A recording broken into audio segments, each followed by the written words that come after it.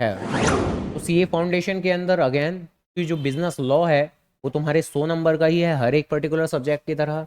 और मेन मुद्दे की बात कि आपका डेस्क्रिप्टिव मोड में है, यानी जिसकी वजह से यहाँ पर चीज़ें लर्न करनी पड़ती हैं, एमसीक्यू मोड के अंदर नहीं है।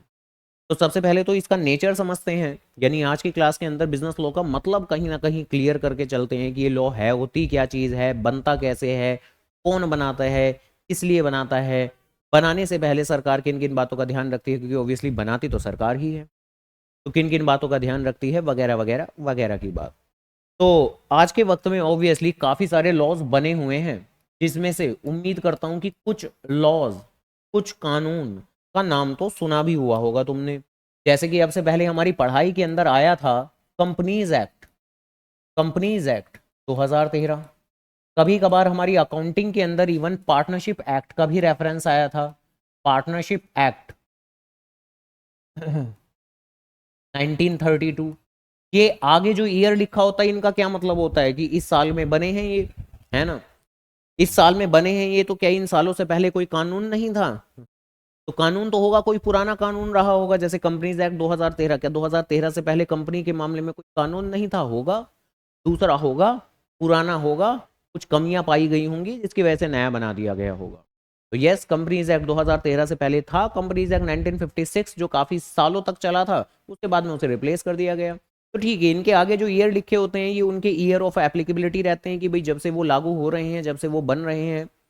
लेकिन उससे पहले भी क्या कोई कानून रहे होंगे? तो बेशक रहे ही होंगे, ठीक है, बाद में वो रिप्लेस हो गए होंगे, उनमें ज़रूरत लगी होगी, क्योंकि ऑब्वियसली वक्त के साथ में जो सोसाइटी है वो बदलती है, जो चीज़ें हैं वो बदलती हैं, और ऑब्वियसली जो कानून बनाए जाते हैं वो समाज के लिए ही बनाए जाते हैं, और समाज तो बदलता रहता है, उनके रहन सहन, सोचने के तरीके बदलते रहते हैं, उनकी रिक्वायरमेंट्स बदलती रहती हैं। तो उनकी रिक्वायरमेंट्स, सोचने का नज़रिया बदलता रहता है, तो वक्त के साथ में कानून भी बदलते रहते हैं। हालांकि क्या सोच एक दिन में बदल जाती है? नहीं, कई बार तो काफ़ी साल लगते हैं, कई बार तो कई दशक लग जाते हैं, डिकेड्स लग जाती हैं। तो अकॉर्डिंगली यही कारण है कि जो कानून भी है, ऐसा नहीं है कि हर साल बदलता है, काफ़ी लंबे लंबे अरसे बाद ही आमतौर पर कानून में बदलाव आता है, जब कहीं भी सरकार को ज़रूरत महसूस होती है कि हाँ ठीक है। जैसे आजकल तो क्या वो चल रहा है ना, वक्फ है ना, कि वक्फ बोर्ड का वो जो कानून है उसके अंदर कुछ अमेंडमेंट लाई जाए, तो ओबियसली वो काफ़ी सालों से चला आ रहा था, और अब चलकर महसूस हो रहा है कि ठीक है जी, वक्फ कानून के अंदर कोई नेसेसरी बदलाव की ज़रूरत है। हालांकि फिर ऐसे ही, फिर जब कहीं भी सरकार बदलाव करती है तो समटाइम्स, कई बार मिक्स्ड ओपिनियंस आते हैं कि हाँ भाई, कुछ लोग कहते हैं कि हाँ ये तो सही है बदलाव, और कुछ कहते हैं कि नहीं जी ये तो सही नहीं है बदलाव। तो मिक्स्ड ओपिनियन तो आते ही हैं, और जिस चीज़ का रिजल्ट ही है कि आजकल न्यूज़ मीडिया के अंदर हर जगह प्रोटेस्ट चल रही हैं, ये वो दिखा रहे हैं कि हाँ कुछ लोग डिसएग्री कर रहे हैं उन चीज़ों से, और ओबियसली काफ़ी लोग एग्री भी कर रहे हैं उन चीज़ों से। तो अब उन पे तो नहीं जाना, ओबियसली वो कानून नहीं पढ़ने हमें। तो हमें तो बेसिकली स्पेसिफिकली कुछ एक्ट्स पढ़ने हैं, कुछ कानून पढ़ने हैं। कौन कौन से, वो अभी देखते हैं हम। लेकिन कौन कौन से हम लोगों को पढ़ने हैं, उससे पहले सबसे पहले तो बात करेंगे कि बेसिकली जो कानून है वो आखिर बनता कैसे है, यानी बनने का प्रोसीजर क्या रहता है, और आमतौर पर कानून ऐसे कैसे बन जाता है, मतलब कौन बनाता है, यानी कहने का मतलब कि सेंट्रल गवर्नमेंट बनाती है या फिर स्टेट गवर्नमेंट बनाती है? क्या लगता है कौन बनाता है कानून? कौन बना? हाँ, देखो आज के इस सेशन के अंदर काफी ज्यादा इजी लैंग्वेज के अंदर ही, काफी ज्यादा इजी वर्ड्स के अंदर ही, बिना किसी टेक्निकल वर्ड्स को कंबाइन किए बगैर ही बात करने वाले हैं। धीरे धीरे तो लॉ के अंडरस्टैंडिंग के बाद में उसकी लैंग्वेज रीडिंग और टेक्निकल वर्ड्स की भी बातें करेंगे, लेकिन आज तो बेसिकली हल्की फुल्की सी बातें करेंगे। तो कौन बनाता है? तो दोनों बनाते हैं जी। सीजी सेंट्रल गवर्नमेंट भी बनाती है, एसजी स्टेट गवर्नमेंट भी बनाती है। क्या ये लोग कानून बेसिकली इस तरह से बनाते हैं कि हाँ भाई हमारा मन कर रहा है कानून बनाने का तो ठीक है हम कानून बना लेते हैं? तो जवाब है ना। जब कभी भी, जब कहीं भी सरकार को किसी भी एरिया के अंदर कानून की नीड महसूस होती है कि हाँ भाई कानून बनाना चाहिए, नीड महसूस हो रही है, need of a law in a specific area, जैसे सुरक्षा से संबंधित कोई कानून बनाने की जरूरत महसूस हो रही है, कि भाई एनवायरमेंट से संबंधित कोई भी कानून बनाने की जरूरत महसूस हो रही है, किसी एक खास इन्वेस्टमेंट्स कंपनीज के लिए कानून बनाने की महसूस महसूस हो रहा है जो कि है सरकार को, तो वो कानून बनाने के लिए चल पड़ती हैं। क्या उनके सोच देने से कानून बन जाएगा? जवाब है ना। सबसे पहली बात क्या आती है कि अगर उन्हें महसूस हो रहा है कि हाँ भाई एक स्पेसिफिक एरिया के अंदर, इसके अंदर तो इस पर्टिकुलर मैटर पर तो कानून बनाना चाहिए, जैसे फॉर एग्जाम्पल आजकल तो जो रिसेंट में आजकल चल रहा है उसी की ही बात करता हूं मैं, कि आजकल एक बड़ा ही एक ऐसा सेगमेंट, एक ऐसा हिस्सा जिसके ऊपर कुछ खास कानून नहीं बने हुए और सरकार को लगता है कि इस चीज को रेगुलेट करना चाहिए, कंट्रोल करना चाहिए, ये ऐसे कैसे फ्रीली चल रहा है। फ्रीली चलने की वजह से यहाँ पर तो कई बार कुछ उल्टे सीधे काम भी हो रहे हैं। और वो कौन सा एरिया है, जैसे कि एक बात बोली जा रही है कि ब्रॉडकास्टिंग बिल लेके आएंगे हम। ब्रॉडकास्टिंग बिल का क्या मतलब हुआ कि ये जितने भी ये सोशल मीडिया के ऊपर, ये जो सोशल मीडिया मेकर्स हैं, कंटेंट क्रिएटर्स हैं, ये सरकार के खिलाफ, देश के खिलाफ भी बातें करते हैं, हालांकि देश हित में भी बातें करते हैं, बट इनके ऊपर कोई खास रेगुलेशंस नहीं है। तो देयर इज अ नीड, एक जरूरत है कि एक ऐसा कानून बनाया जाए जो कि इन सबको रेगुलेट करे, जो कि इस बात को इंश्योर करें कि ये जो बोले थोड़ी जिम्मेदारी से बोलें, ये जो कहें थोड़ी जिम्मेदारी से कहें। आज की डेट में कुछ खास ऐसा बिल कानून नहीं है। आज की डेट में क्या है, फ्रीडम ऑफ स्पीच है। फ्रीडम ऑफ स्पीच मतलब कि आप तो फ्रीडम है आपके पास, आप एक डेमोक्रेटिक कंट्री के डेमोक्रेटिक पर्सन हो, तो कोई दिक्कत की बात नहीं है। आपका ओपिनियन, आपकी राय, आप सोशल मीडिया पर अपना अकाउंट बनाकर उस अपनी राय को प्रकट करना चाहते हो तो you have a freedom of speech, आपके पास हक है और आप बोल दो। लेकिन सरकार का कहना यही है कि नहीं इससे जो कि ऐसे लोग हैं, जो यूथ हैं या जो बच्चे हैं, उनके ऊपर गलत प्रभाव पड़ जाता है और वो कई बार इनकी गलत बातों के इन्फ्लुएंस में भी आ जाते हैं। अब बात सही है या गलत है वो एक डिबेटेबल चीज है, उस दिशा में नहीं जा रहे हम फिलहाल के लिए सिर्फ और सिर्फ यही बात करेंगे कि ठीक है, सबसे पहले सरकार महसूस करती है कि किसी भी एक पर्टिकुलर एरिया के अंदर लॉ की जरूरत है। देन उसके बाद आगे क्या उनके सोच देने से और क्या महसूस करने से कि ठीक है जी लॉ बनाने की जरूरत है, तो क्या वो लॉ बनाना शुरू कर देंगे? तो जवाब है ना। उन्हें भी पावर होनी चाहिए। क्या सरकार के पास में किसी भी तरह का कानून बनाने की पावर होती है? तो जवाब है ना।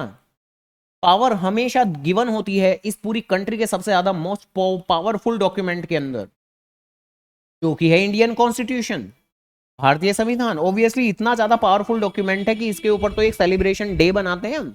कौन सा, 15 अगस्त या 26 जनवरी?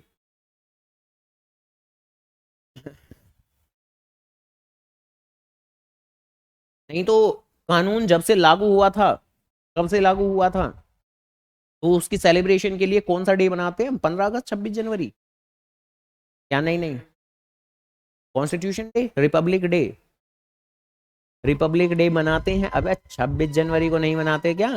26 जनवरी 1950 को हमारा इंडियन कॉन्स्टिट्यूशन लागू हुआ था हमारी कंट्री के अंदर। तब से ही ये इतनी बड़ी चीज है कि इसे हर साल से सेलिब्रेट करते हैं हम। 15 अगस्त को तो ऑब्वियसली इंडिपेंडेंस डे होता है, ठीक है जी, हम स्वतंत्रता एंजॉय करते हैं कि फ्रीडम मिली थी हम लोगों को। 26 जनवरी को क्यों सेलिब्रेट करते हैं? क्योंकि इंडियन कॉन्स्टिट्यूशन लागू हुआ था, ये तो पता था, है ना। तो बेसिकली ये काफी ज्यादा एक बड़ी चीज है और इसी कॉन्स्टिट्यूशन के अंदर सारे दायरे दिए हुए हैं। दायरे मतलब कि हाँ भाई, ये जो सेंट्रल गवर्नमेंट है, क्या ये कोई राजा महाराजा है क्या? नहीं, ये भी एक डेमोक्रेटिक कंट्री का एक हिस्सा है। तो इनके पास भी ऐसा नहीं है कि अनलिमिटेड पावर्स हैं कि ये जो मर्जी करते रहें, कि मोदी जी को कुछ भी मन में आएगा और वो कर जाएंगे, ऐसा नहीं। तो बेसिकली कॉन्स्टिट्यूशन के अंदर दोनों के दायरे सेट किए हुए हैं कि भैया सेंट्रल गवर्नमेंट के पास में क्या क्या पावर्स हैं, सारी मेंशन की गई हैं कि आप कानून बना सकते हो, यस बना सकते हो, इन स्पेसिफिक एरिया में बना सकते हो, उन्होंने एरिया स्पेसिफाई किए हुए हैं, इन एरियाज में बना सकते हो। स्टेट गवर्नमेंट की भी कुछ पावर्स दी हुई है कि भैया आप भी कानून बना सकते हो, आप इन पर्टिकुलर एरियाज में कानून बना सकते हो। क्या ये लोग मिलके काम करते होंगे कि हाँ भाई ठीक है, किसी भी पर्टिकुलर एरिया में कानून बनाना है, दोनों मिलके बनाएंगे? दोनों मिलके नहीं बनाते, दोनों मिलके नहीं बनाते, क्योंकि ऑब्वियसली स्टेट गवर्नमेंट का वैसे भी जो मीटिंग करने की जगह होती है वो अलग होती है। उम्मीद करता हूं वो एसएसटी का वो सेगमेंट इतना तो स्ट्रांग होगा क्या, कि जो सेंट्रल गवर्नमेंट है उसके तो जो एमपी होते हैं, मेंबर ऑफ पार्लियामेंट, वो तो पार्लियामेंट में बैठते हैं। जो स्टेट गवर्नमेंट के एमएलए होते हैं वो तो legislative assembly, member of legislative assembly, तो वो तो विधानसभा लेजिस्लेटिव असेंबली के अंदर वहां पर जाकर बैठते हैं। तो ऑब्वियसली दोनों का एरिया ऑफ डिस्कशन, जहां वो बैठ के डिस्कशन करते हैं, वो अलग अलग हैं। तो दोनों साथ में मिलकर कहाँ काम करेंगे? मुद्दे की बात की जो कानून बनते हैं वो अलग अलग लेवल पे बनते हैं। अब जो सेंट्रल गवर्नमेंट अगर कोई भी कानून बना देती है तो वो तो किसके लिए बना रही है? पूरे देश के लिए बना रही है। लेकिन अगर कल को कोई भी एक पर्टिकुलर राज्य सरकार, कोई स्टेट गवर्नमेंट कोई भी कानून बना रही है, हरियाणा की सरकार कोई भी कानून बना रही है, दिल्ली में लग जाएगा क्या वो तो सिर्फ और सिर्फ हरियाणा में ही लागू होगा। अगर दिल्ली गवर्नमेंट कोई भी कानून बना रही है, अपने पॉइंट से बना रही है, अपने ही राज्य के लिए बना रही है, तो उसकी एप्लीकेबिलिटी सिर्फ और सिर्फ दिल्ली के अंदर ही होगी। तो देखिए, जो कानून बनते हैं वो दोनों लेवल पे बनते हैं, सेंट्रल लेवल पर भी और स्टेट लेवल पर भी। जो सेंट्रल लेवल पर बनाए गए कानून है उनकी एप्लीकेबिलिटी पूरी की पूरी कंट्री के अंदर होती है, और जो स्टेट लेवल पर कानून बनते हैं उनकी एप्लीकेबिलिटी सिर्फ स्टेट लेवल पर उसी पर्टिकुलर राज्य के अंदर रहेगी। दूसरे राज्य को वो कानून अच्छा लगेगा तो वो बना सकते हैं अपना कानून देख के कि हाँ ठीक है, तो बढ़िया कानून है, हम भी लागू करते हैं, तो मतलब वो बना सकते हैं, वो अपनी लेजिस्लेटिव असेंबली में दोबारा से मतलब उस चीज को पास करा सकते हैं। तो ऐसे करके कुछ बातें रहती हैं। तो पहली बात तो ये हुई कि कानून कौन बनाता है जी, दोनों बनाते हैं, सेंट्रल भी बनाती है, स्टेट भी बनाते हैं, और दोनों अपने अपने बनाते हैं। जो सेंट्रल बनाएगी कानून, सेंट्रल गवर्नमेंट बनाएगी कानून, उसकी एप्लीकेबिलिटी पूरी कंट्री में रहेगी, स्टेट गवर्नमेंट वालों की उतने स्टेट में रहेगी। क्या क्या क्या क्या क्या आमतौर पर इनमें क्लैश भी हो जाते होंगे क्या कभी, कि कोई एक कॉमन एरिया होता होगा जिस पर कहेगी सेंट्रल गवर्नमेंट हम भी कानून बनाएंगे, और स्टेट गवर्नमेंट कहेगी हम भी कानून बनाएंगे और फिर कई बार स्टेट गवर्नमेंट कुछ और बात बोल जाएगी और सेंट्रल गवर्नमेंट कुछ और बात बोल जाएगी। तो आमतौर पर ऐसा नहीं होता। आमतौर पर ये जो इनकी पावर्स होती हैं बिल्कुल अलग अलग होती हैं, कॉमन चीजें नहीं एग्जिस्ट करती। यानी इंडियन कॉन्स्टिट्यूशन में वो सारी बातें दी हुई हैं। अब वो क्या क्या बातें दी हुई हैं कि सेंट्रल किस किस मुद्दे पर कानून बनाता है, स्टेट किस किस पे बनाता है, वो हमारा मुद्दा नहीं है, क्योंकि हम फिलहाल इंडियन कॉन्स्टिट्यूशन को नहीं स्टडी करने वाले। हम तो सिर्फ और सिर्फ लॉ का नेचर समझने वाले हैं, हमारे सिलेबस में कौन कौन से कानून हैं वो समझने वाले हैं, कानून बनता कैसे है वो समझने वाले हैं, क्योंकि वो हमारे सिलेबस का हिस्सा है, ध्यान रखिएगा। Process of making a law वो भी हमारे प्रोसेस सिलेबस का हिस्सा है, ध्यान रखिएगा। तो बेसिकली सिर्फ वो समझने वाले हैं कॉन्स्टिट्यूशन में सेंट्रल गवर्नमेंट को कौन सी पावर दी हुई है, स्टेट गवर्नमेंट को कौन सी पावर दी हुई है, वो हमारा मुद्दा नहीं है, बट पावर दी हुई है। और जो पावर स्टेट गवर्नमेंट को दी है उसमें सेंट्रल कभी भी उंगली नहीं करेगा कि हाँ ठीक है जी, सेंट्रल गवर्नमेंट कहेगी हाँ हम तो सबसे बड़े हैं, हम बताएंगे इसमें क्या कानून बनेगा, नहीं। और कारण क्या है इन चीजों का, क्यों ऐसा किया हुआ है, जिससे कि वो डेमोक्रेसी मेंटेन रहे, सबके पास बराबर की अपनी अपनी पावर्स मौजूद रहे। अगर एक पर्टिकुलर गवर्नमेंट को हद से ज्यादा पावर दे देता अगर कॉन्स्टिट्यूशन, तो वो हद से ज्यादा पावरफुल हो जाता। वही पहले का मोनार्की का जमाना, राजा महाराजा वाला चल पड़ता, तो सभी को equally equally evenly power distribute कर दी गई कि हाँ भाई सेंट्रल वालों तुम इस मामले में कानून बनाओगे, स्टेट वालों तुम इस मामले में कानून बनाओगे, और अपने अपने कानून बनाते रहे, ऐसे करके बातें हैं। देन इसके बाद बात आती है, देखिए मेनली हमें जो भी पढ़ाई पढ़नी है और इवन जो भी लॉ पढ़ने हैं वो ज्यादातर सारे के सारे सिर्फ और सिर्फ सेंट्रल लेवल वाले ही पढ़ने हैं हमें, क्योंकि वैसे भी क्या स्टेट गवर्नमेंट वाले जो लॉ होते होंगे, जो स्टेट गवर्नमेंट पास करती होगी, क्या वो लॉ और वो कानून क्या अलग अलग स्टेट में अलग अलग भी बन जाते होंगे कई बार, या नहीं? कि किसी एक स्टेट में तो उसी मैटर पे कोई और बात बोली जा रही है, किसी दूसरे स्टेट में कोई और बातें बोली जा रही है, तो हो जाता होगा। सेंट्रल गवर्नमेंट के लॉ तो सीधे सीधे से हैं, एक कानून बनता है, through out the India applicable होता है, बात खत्म हो जाती है। तो उसके अंदर तो यूनिफॉर्मिटी है, एक कानून बनेगा वो पूरी की पूरी कंट्री के ऊपर एप्लीकेबल होगा, बात खत्म हो गई। स्टेट गवर्नमेंट के जो कानून रहेंगे कोई भी हम पढ़ना शुरू करेंगे, अगर ऐसा तो है ही नहीं सिलेबस में, अगर हमारे सिलेबस में डाल दिया तो दिक्कत हो जाएगी। कौन से स्टेट का कानून पढ़ेंगे हम, दिल्ली का कि कर्नाटका का कि हरियाणा का, क्योंकि वो तो सबके अलग अलग हो सकते हैं, ऑब्वियस सी बात है। तो हमारी पढ़ाई के अंदर बेसिकली जितने भी कानून हमें पढ़ाए जाएंगे तो वो बेसिकली सिर्फ और सिर्फ सेंट्रल गवर्नमेंट के ही पढ़ाए जाएंगे। अगर बात करूं कि कौन कौन से पढ़ाए जाएंगे, तो एक पढ़ाया जाएगा हमें कॉन्ट्रैक्ट एक्ट 1872, जिसके अंदर हम डील करते हैं कि आज के वक्त में हमारी कंट्री के अंदर जितने भी कॉन्ट्रैक्ट्स बनते हैं। कॉन्ट्रैक्ट का मतलब क्या होता है, क्या होता है कॉन्ट्रैक्ट का मतलब, कि जब दो या दो से ज्यादा पार्टी आपस में किसी भी बात के लिए कॉन्ट्रैक्ट बना रही हैं, किसी भी बात के लिए, सामान बेचने के लिए, खरीदने के लिए, मकान बेचने के लिए, खरीदने के लिए, या बिजनेस की कोई डील होगी, किसी भी तरह का कोई कॉन्ट्रैक्ट बना रहे हैं, तो उसके रूल्स क्या चलेंगे। बात सुनने में बड़ी सीधी सी लगती है कि रूल क्या चलेंगे, रूल बड़े सीधे चलेंगे कि कॉन्ट्रैक्ट बनेगा, कोई तोड़ेगा, अगर तोड़ेगा, तोड़ेगा मतलब कॉन्ट्रैक्ट में बोली गई बात को मानेगा नहीं तो पेनल्टी डालेंगे। तो बात तो देखा जाए तो पूरी सीधी सीधी सी लगती है, लेकिन इसी पर्टिकुलर कॉन्ट्रैक्ट एक्ट के अंदर पूरे 9 यूनिट्स हैं आपकी। 9 यूनिट का मतलब सीधा सीधा 9 चैप्टर कह सकते हो तुम ठीक है। तो बात इतनी भी सीधी तो नहीं होने वाली है, बिल्कुल भी नहीं होने वाली है। इसके अलावा एक पढ़ोगे जी आप, सेल ऑफ गुड्स एक्ट, जो बड़ा ही आसानी से समझ में आ जाता है कि आज की डेट में अगर गुड्स की सेल होती है, अब गुड्स की सेल होती है तो हर किसी पर्सन की अपनी जिम्मेदारियां कुछ बनती है ना, वैसे देखा जाए तो ऊपर ऊपर से, कि सेल करने वाले की जिम्मेदारी बनती है कि वो सही सामान बेचे, धोखा ना दे, रीजनेबल प्राइस चार्ज करे, और बायर की जिम्मेदारी बनती है कि वो वक्त पे पैसा दे, जैसा वादा किया था वो वादा निभाए जरूर, कि टाइमली पेमेंट करे या ऑन द स्पॉट पेमेंट करे।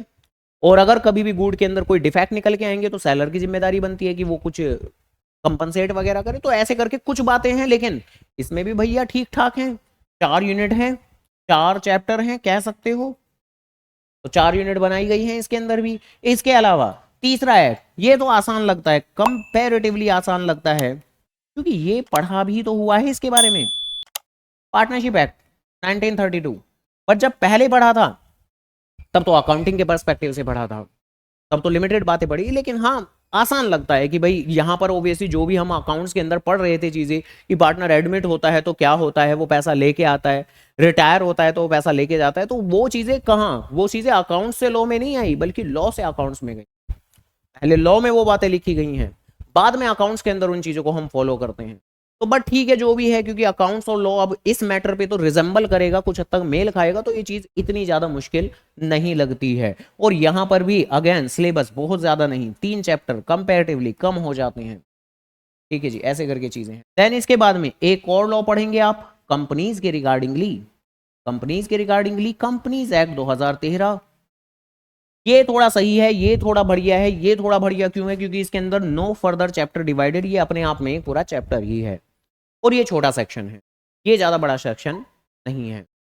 इसके अलावा क्लास 11th के अंदर हमने पढ़ा था कि जो पार्टनरशिप होती है वो लिमिटेड फॉर्म में भी होती है, एक नाम तो होता है ये भी, लिमिटेड लायबिलिटी पार्टनरशिप, ये सुना था भैया, लिमिटेड लायबिलिटी पार्टनरशिप, एलएलपी,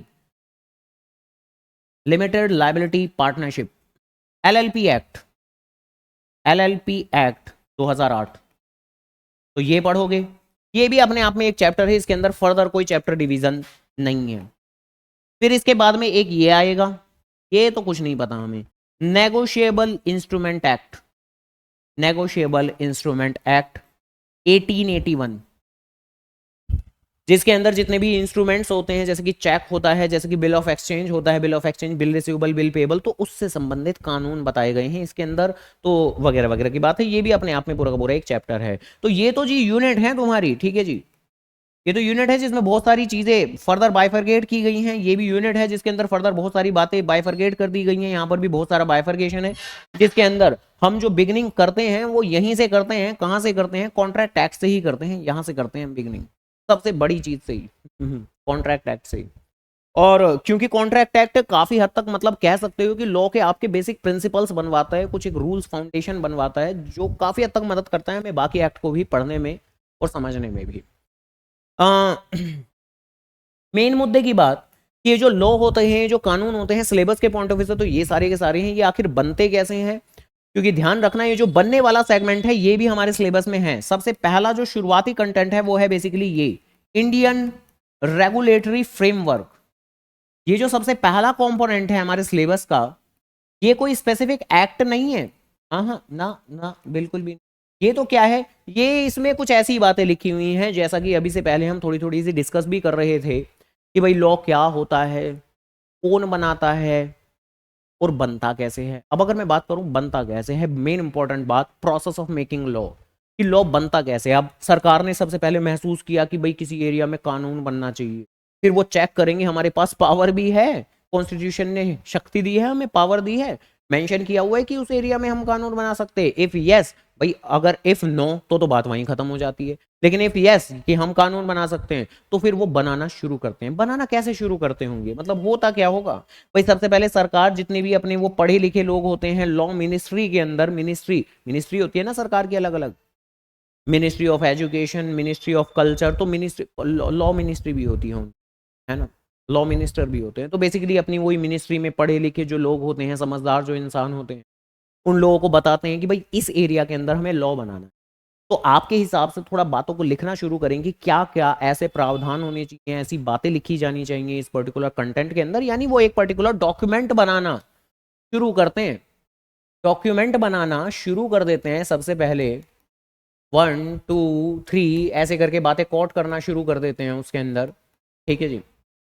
उसके अंदर बातें लिखना शुरू कर देते हैं, जैसे कि अब ये जो हमने एग्जांपल लिया था ब्रॉडकास्टर बिल, तो इसके अंदर लिखा हुआ होगा कि हाँ भाई माना आपके पास फ्रीडम ऑफ स्पीच है, लेकिन आप कभी भी ऐसी बातें ना बोलो, मतलब एग्जांपल ले रहा हूँ, कि जो कि आपके देश हित में ना हो, जिससे कोई भी ऐसा कंटेंट आप ना प्रस्तुत करें कि हाँ भाई जिससे कि एक जो चाइल्ड है वो गलत दिशा के अंदर चला जाए, और अगर ऐसा है तो उसके ऊपर वार्निंग वगैरह जरूर दें, या सरकार की किसी डेजिग्नेटेड अथॉरिटी से आप आमतौर पर इनिशियली अप्रूवल जरूर ले, मतलब ऐसा करके कुछ एक बातें वो लाइन वाइज लिखना शुरू कर देते होंगे। आमतौर पर कोई भी एक कानून, भाई छोटी मोटी बात नहीं चल रही, कानून बनाने की बात चल रही है, एक ऐसी चीज की बात चल रही है जो आपकी पूरी कंट्री के ऊपर एप्लीकेबल होगा, बहुत ज्यादा जरूरी चीज है, थोड़ी बहुत बड़ी जरूरी चीज है, बहुत जरूरी चीज है।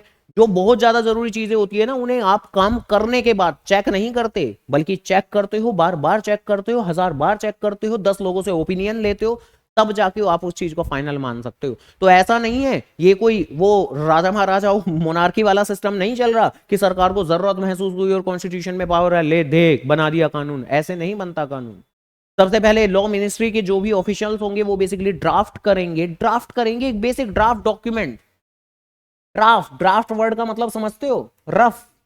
ऐसी ड्राफ्ट बनाने, जैसे कई बार आप आगे चलकर ऑफिस में काम करोगे, कोई भी एक बड़ा सा प्रोजेक्ट तुम्हें दिया, तो सबसे पहले मतलब कई बार होगा कि भाई आपके जो टीम लीडर होंगे वो कहेंगे कि आप पहले एक ड्राफ्ट बना के लेके आओ। ड्राफ्ट का मतलब कोई फाइनल डॉक्यूमेंट नहीं है। ड्राफ्ट का मतलब एक बेसिक इनिशियली लेआउट है कि भाई आप करोगे कैसे, बेसिक तरीका क्या रहेगा, पाथ क्या रहेगा, बेसिक बातें क्या रहेंगी। तो एक ड्राफ्ट डॉक्यूमेंट बनेगा पहले, एक ड्राफ्ट डॉक्यूमेंट बनेगा, उसके अंदर बातें लिख दी जाएंगी। ड्राफ्ट डॉक्यूमेंट का मतलब है कि एक रफ डॉक्यूमेंट आप बनाओ सबसे पहले, मतलब this is not a final document, this is not a final law ना, नहीं। तो बेसिकली बात क्या है, तो कुछ नहीं, बड़ा आसान। भाई एक बात बताएं, आपने सबसे पहले एक डॉक्यूमेंट बना दिया, ठीक है जी, ओके। देन इसके बाद में हमेशा, क्योंकि एक डेमोक्रेटिक कंट्री है, तो ये कानून किसके लिए बना रहे हो आप? अपने लिए बना रहे हो या पब्लिक के लिए बना रहे हो? पब्लिक के लिए बना रहे हो। अब पब्लिक में भी आमतौर पर जो, जैसे मैं ब्रॉडकास्टर बिल बोल रहा हूं, तो क्या ये पब्लिक में हर किसी के ऊपर एप्लीकेबल होगा? मतलब वैसे तो हर किसी के ऊपर एप्लीकेबल होगा, लेकिन इसका इंपैक्ट पड़ेगा किसके ऊपर? क्या तुम्हारे ऊपर पड़ेगा? क्या एक ऐसा इंसान जिसने आज तक सोशल मीडिया चलाया ही नहीं है, क्या उसके ऊपर इंपैक्ट पड़ेगा उस चीज का? नहीं। तो बेसिकली अगला काम क्या करते हैं कि इस ड्राफ्ट डॉक्यूमेंट को सबसे पहले उन लोगों को मेनली शेयर करते हैं जिन लोगों पर उनका इंपैक्ट पड़ेगा।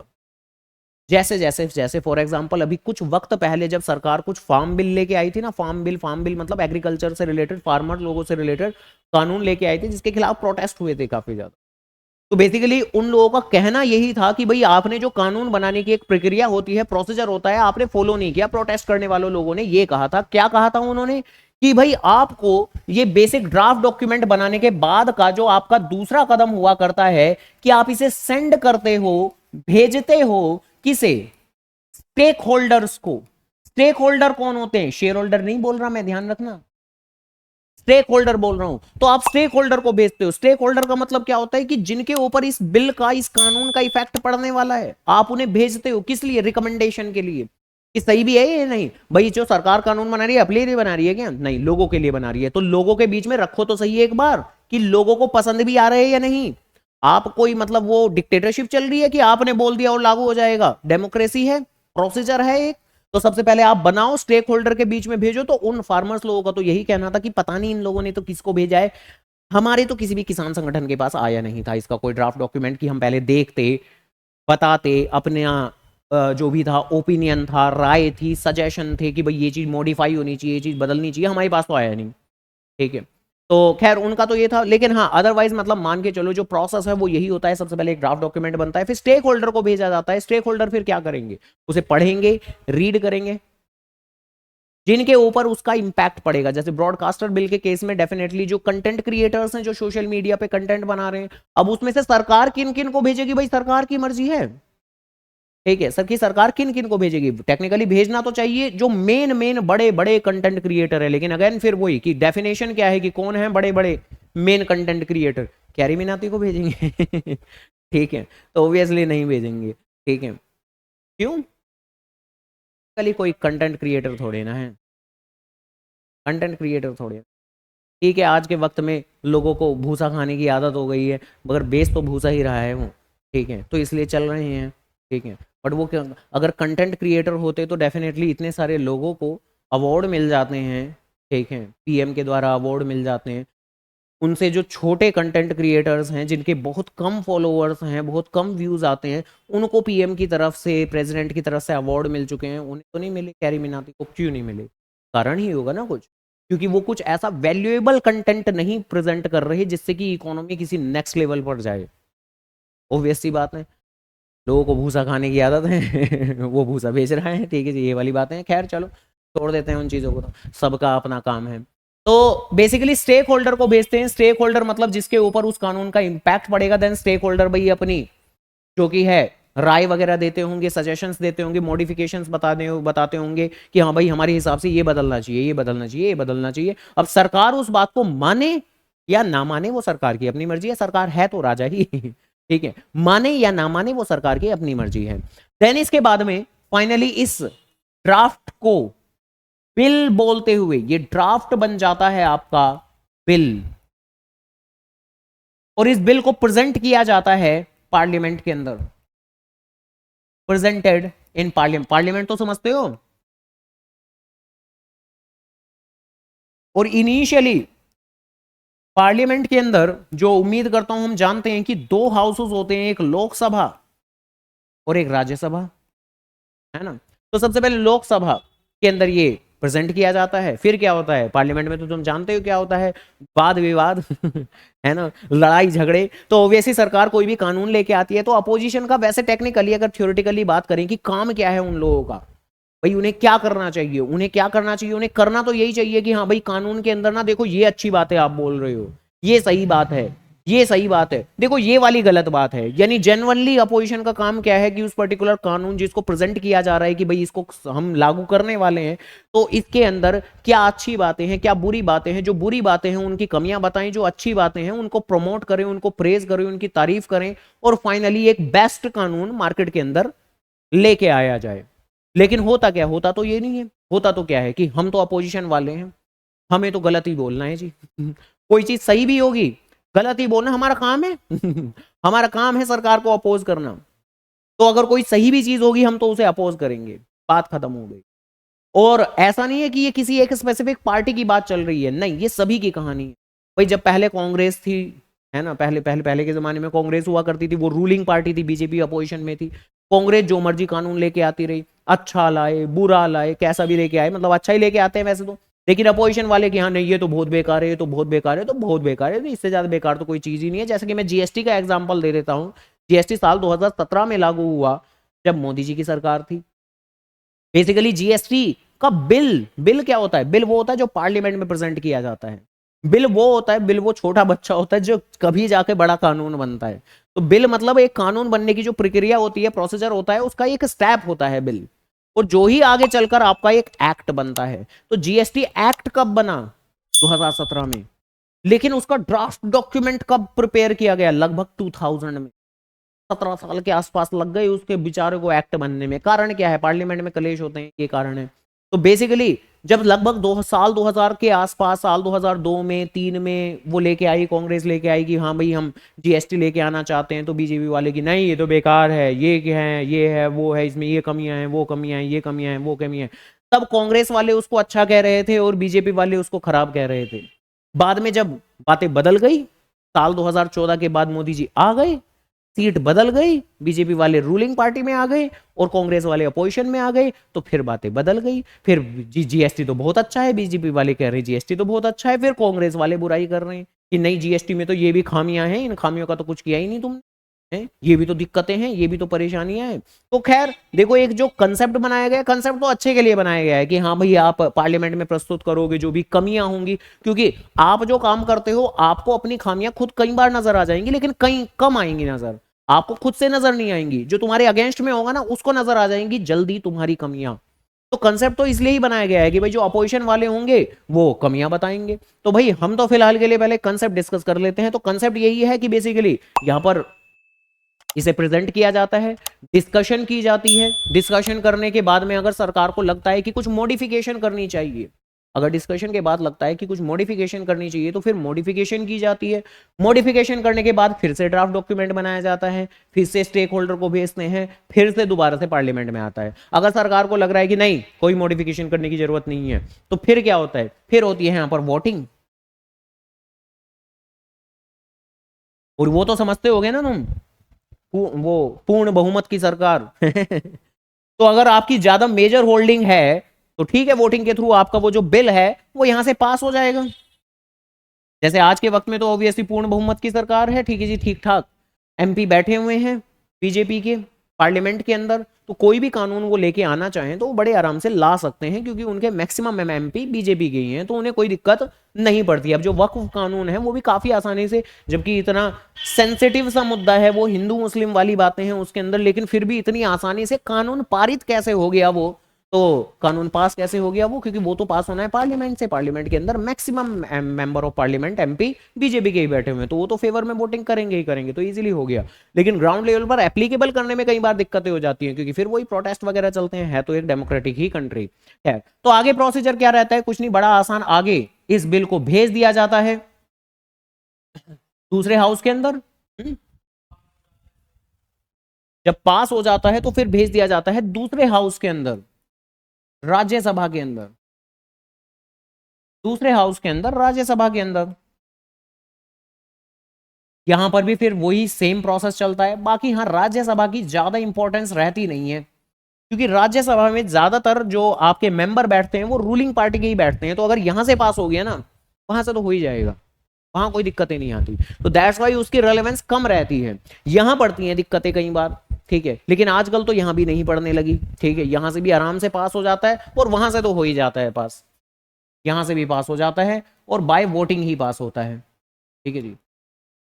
अगर यहां से पास नहीं हुआ तो फिर फर्दर फिर से वो रिकमेंडेशन के लिए भेज देते हैं पीछे, अगर बाई चांस, जस्ट लाइक जो मैं बोल रहा हूं कि जीएसटी इतने साल लग गए थे कानून बनने में, तो वो यही कि कई बार यहां फेल हो रहा है, वो पास नहीं हो पाया, फिर वापस से पुराने प्रोसेस पे गए, यानी यहां फिर स्टेक होल्डर को भेज रहे हैं, कई बार यहां फेल हो गए, फिर वापस से शुरुआत से प्रोसीजर कर रहे हैं, तो ऐसे करके वक्त लग जाता है। और बाई चांस अगर यहां से भी पास हो जाता है, हो गया जी, हो गया, यहां से भी पास हो गया, क्या कानून बन गया? नहीं, कानून अभी भी नहीं बना। कानून बनेगा तब जब, उम्मीद करता हूं ये बातें तो तुम समझते हो, बचपन के एसएसटी में सिखाई गई थी हमें, पता है क्या कि हमारी कंट्री के अंदर पावरफुल पर्सन कौन है, प्राइम मिनिस्टर या प्रेसिडेंट? प्रेसिडेंट कौन है? प्रेसिडेंट हमारी कंट्री के क्या क्या काम करने की पावर है उनके पास? प्राइम मिनिस्टर की तो मैं बता देता हूं, मैक्सिमम मैटर्स में क्या क्या कानून बनाने हैं, इतनी ज्यादा बड़ी पावर।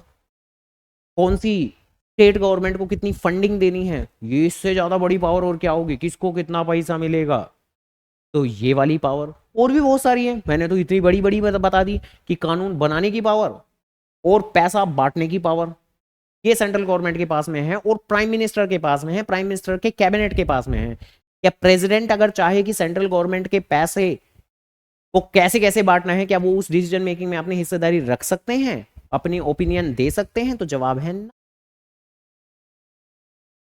अगर प्रेसिडेंट सबसे ज्यादा पावरफुल होती है हमारी कंट्री के अंदर, तो मोदी जी की बातें क्यों होती? वो इसलिए ही है ना, क्योंकि प्राइम मिनिस्टर के पास ज्यादा पावर्स हैं हमारी कंट्री के अंदर, बहुत ज्यादा पावर्स हैं हमारी कंट्री के अंदर। प्रेसिडेंट के पास तो बहुत कम पावर है। प्रेसिडेंट कब न्यूज हेडलाइंस में आते हैं आमतौर पे? कभी भी नहीं। कभी कभार अगर देखो भी तो देखना, ध्यान से देखना, बस ऐसे ही आते हैं कि हाँ वो फलां समारोह में गए थे रिबन काटने या वो ज्योति जलाने, बस इतना ही रहता है। उन्होंने ये फैसला लिया, नहीं, फैसले लेने की तो कोई बात ही नहीं आती, कभी भी आती है? कभी नहीं आती, गौर करना। हालांकि ऑब्वियसली सभी कंट्रीज का सेम प्रोसीजर हो, सेम स्ट्रक्चर हो, ऐसा जरूरी तो नहीं है। यानी मेरा कहने का मतलब, जैसे हमारी कंट्री के अंदर प्राइम मिनिस्टर्स को पावर दी गई है, एक सुप्रीम अथॉरिटी बनाया गया है, और प्रेसिडेंट को कंपैरेटिवली कम पावर्स दी गई हैं, क्या सभी कंट्रीज का ये स्ट्रक्चर रहता है? तो जवाब है ना।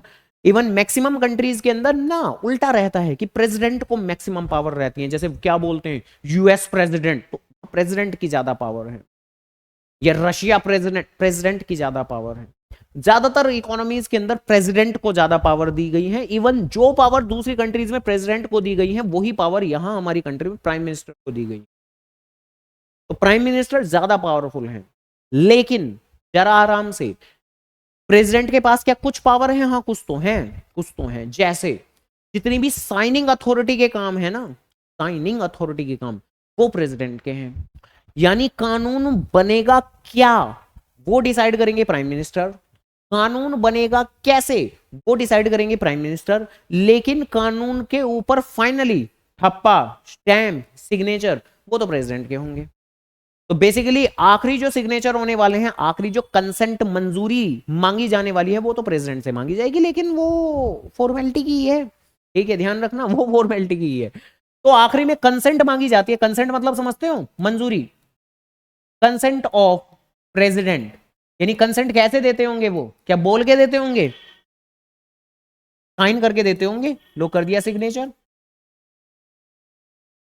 क्या अगर कोई भी किसी भी दिशा में सरकार को लगा कि जी कानून बनाना है, उन्होंने ड्राफ्ट डॉक्यूमेंट बनाया, स्टेक होल्डर्स के बीच में भेजा जिनके ऊपर उसकी एप्लीकेबिलिटी होगी, उसके बाद में पार्लियामेंट में वो आया, उसके बाद में राज्यसभा में वो आया, पास हो गया, प्रेसिडेंट को भेज दिया, क्या रिजेक्ट कर सकता है प्रेसिडेंट कि मुझे नहीं लग रहा ठीक, मैं नहीं मानता इसको, साइन नहीं कर रहा मैं? उस वाले रूम में जाके देखो। हाँ, तो हाँ कर सकता तो है, ठीक है जी, कर सकता तो है। हालांकि उसे भी वाजिब कारण देना पड़ेगा कि क्यों मैं ऐसा कर रहा हूं। तो कर सकता तो है, लेकिन आमतौर पर असल जिंदगी के पॉइंट ऑफ व्यू से बात करता हूं, आमतौर पे करते नहीं है, नहीं करते। और ऑब्वियसली पूरी कंट्री लेवल पर अगर इतनी सब डिस्कशन स्टेक होल्डर के बीच में डालकर अगर वो चीज हुई है तो डेमोक्रेटिक तरीके से ही हुई है।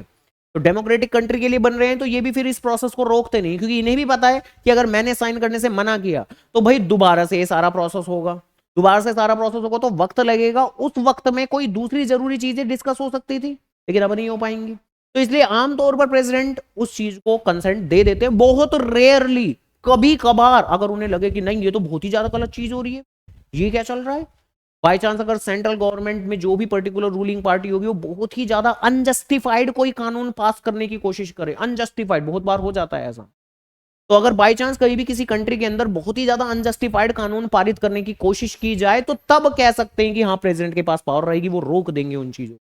हालांकि हालांकि उनके पास में ही फिर लिमिटेड ही है कि वो बस एक दो बार ही वापस भिजवा सकते हैं ऐसे नहीं है कि हाँ बार बार यहाँ आता रहेगा, वो कहेंगे मैं नहीं कर रहा साइन, बार बार आता रहेगा मैं नहीं कर रहा साइन।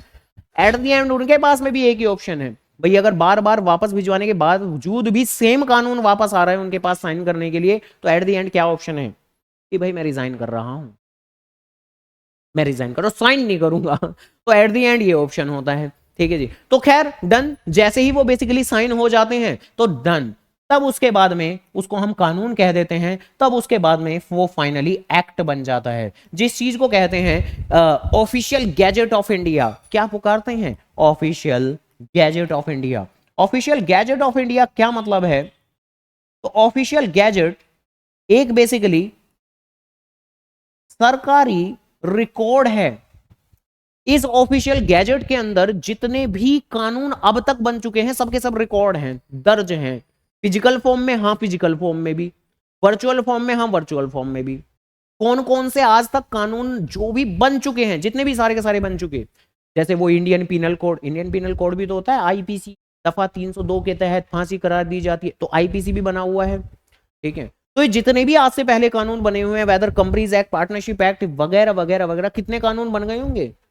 बहुत बने होंगे, हजारों से ऊपर बने हो। कानून बनाने में सरकार कमी नहीं दिखाती, कानून तो खूब बनाती है, जब इंप्लीमेंटेशन की बारी आती है तो उसमें कूड़ा कर देती है कई बार। जैसे एनवायरमेंट से रिलेटेड कितने कानून बनाए हुए सरकार ने, बहुत सारे, लेकिन उनकी इंप्लीमेंटेशन में कूड़ा कर देती है, तभी तो हर साल एयर पोल्यूशन फेस करते हैं हम लोग, सीधी सी बात है। तो बनाए तो हुए हैं सरकार ने, कानून खूब बनाए हुए हैं। अब पॉलिथीन बैन है या अलाउड है? हाँ बैन तो है, कानून तो है, लेकिन इंप्लीमेंटेशन नहीं है। बीच बीच में जागते हैं वो कई बार, बीच बीच में जागते हैं कई बार कि हाँ कि अरे हम तो भूल गए पॉलिथीन तो बैन थी, ठीक है, फिर आएंगे जगह जगह दुकानों पे कि हाँ ठीक है ये फाइन लगेगा, जब वो थोड़ा डर आ जाता है तब वो फिर कुछ टाइम के लिए बंद हो जाती है। तो खैर वो लेकिन एक अलग चीज हो गई, कानून बनाए तो जाते ही हैं, और जितने भी कानून बन चुके हैं वो सबके सब ऑफिशियल गैजेट ऑफ इंडिया के अंदर रजिस्टर हो जाते हैं। ऑफिशियल गैजेट ऑफ इंडिया जो कि एक सरकारी डेटाबेस है, जिस डेटाबेस के अंदर ढेरों सारे कानून रजिस्टर्ड हैं, जो कि एक प्रेसिडेंशियल कंट्री लेवल पर बनाया गया डेटाबेस है, लॉ का डेटाबेस, कोई फाइनेंशियल डेटाबेस अकाउंटिंग जैसी बातें नहीं है, लॉ का डेटाबेस। ये आज से पहले कितने कानून बनाए जा चुके हैं। ये जो ऑफिशियल गैजेट है ये ऑब्वियसली सेंट्रल लेवल पर भी मौजूद है। सेंट्रल लेवल पर जो ऑफिशियल गैजेट है उसके अंदर सेंट्रल लेवल पर जितने भी आज तक के कानून बनाए गए हैं वो सभी दर्ज होंगे, और स्टेट लेवल का भी अपना ऑफिशियल गैजेट होता है, तो उसमें स्टेट लेवल पर जितने भी उन लोगों ने, स्टेट गवर्नमेंट ने जितने भी कानून बनाए होंगे वो सारे के सारे दर्ज होते होंगे। तो ये सारी की सारी बातें हैं। तो बताओ जी क्या ये बेसिक बातें सही हैं क्या? ये जो सारी की सारी बेसिक बातें हैं ये कुछ सबसे पहले चैप्टर के अंदर है, इंडियन रेगुलेटरी फ्रेमवर्क, जिसके अंदर लॉ की कुछ हिस्ट्री पढ़ते हो आप, कि पहले कैसा लॉ होता था, बाद में कैसा लॉ होता है, फॉरेन लॉ क्या होता है, हमारा लॉ तो हमारी कंट्री में एप्लीकेबल होता है, सेंट्रल लेवल का भी होता है, स्टेट लेवल का भी होता है, लॉ बनता कैसा है, लॉ का फ्यूचर क्या है, वगैरह वगैरह की मतलब ये वाली बातें हैं। मतलब इसमें पहले चैप्टर के अंदर मतलब कोई एक स्पेसिफिक लॉ नहीं है, लॉ का नेचर बताया जा रहा है, एक ओरिएंटेशन दिया जा रहा है आपको बिजनेस लॉ का। हाँ ठीक है। और क्या इससे भी क्वेश्चन आते हैं एग्जाम में? हाँ जी, इससे भी आ जाते हैं। कभी सोचो कि ये तो ऐसा ही है, नहीं, इससे भी आते हैं पेपर में क्वेश्चन। जैसे ये एक बहुत इंपॉर्टेंट क्वेश्चन है एग्जाम में आने वाला, आया भी हुआ है काफी बार, कि what is the process of making law, तो ये भी एग्जाम में आया हुआ है। ठीक है जी, ध्यान रखिएगा। एंड देन उसके बाद में बस शुरू तो हम यहीं से हो जाएंगे, कॉन्ट्रैक्ट एक्ट जिसमें 9 चैप्टर हैं, फिर पार्टनरशिप एक्ट, फिर सेल्स ऑफ गुड्स एक्ट, फिर कंपनीज एक्ट, ये इंडिविजुअली चैप्टर हैं सर। यहाँ ये जो 9 4 3 लिखा है ये तो नंबर ऑफ चैप्टर हैं, बाकी ये खुद अपने आप में चैप्टर ही है। तो ये वाली बात है, कोई बात पूछनी है?